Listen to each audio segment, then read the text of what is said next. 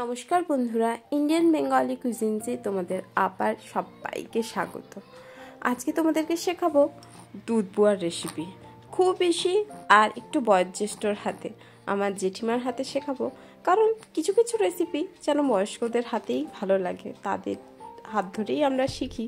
আমি এটা খুব ভালো একটা জানি না, কখনো তেমনভাবে করিনি, তাই আজকে জেঠিমা বানাবে আর আমি তোমাদেরকে সেটা দেখাবো। তো চলো, প্রথমে নিয়ে নিয়েছি চালের গুঁড়ো, তাতে অনেকটা মৌরি দিয়েছি, কারণ এটাতে মৌরির ফ্লেভার আমার খুব ভালো লাগে।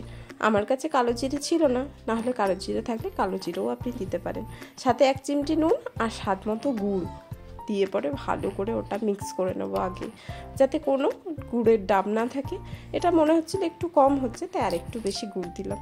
আপনারা স্বাদ মতো দেবেন, যতটা মিষ্টি খান ততটাই দেবেন।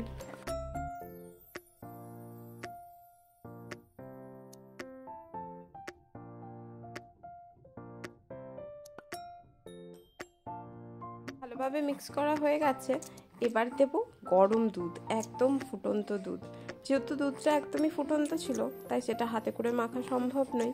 ওটার জন্য একটা বড় খুন্তি নিয়েছি, যেটাতে করে ভালো করে আমরা সেটাকে মিক্স করছি। এরপর এটা যখন ঠান্ডা হয়ে যাবে, সেটাতে যদি আপনারা হাতে করে করতে চান তাহলে আরও ভালো হয়। তো এটা আমরা খুন্তি দিয়ে ভালো করে মিক্স করে নেব।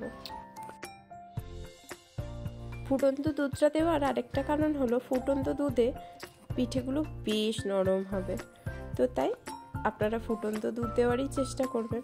আর ফুটন্ত দুধ একদম গরম গরমভাবেই মিক্স করবেন, এতে খুব ভালো হবে। দেখুন কি ভালোভাবে মিক্স করছে।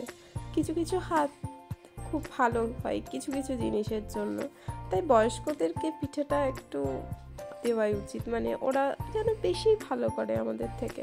তো তাই ওনাদের হাতেই আমি এইসব ছেড়ে দিই, এইসব জিনিসগুলো যেন ওনারাই বেশ ভালো বানায়। এত ভালো আমরা কখনোই বানাতে পারবো না, তাই যতদিন সুযোগ আছে ততদিন খেয়ে নেওয়া যাক। ওইদিকে আমি তেল গরম বসিয়ে দিয়েছি, এরপর ছাড়া হবে। দেখুন কি দারুণ হবে, ফুলবে। দেখতে পাচ্ছেন কি দারুণ ফুলেছে না?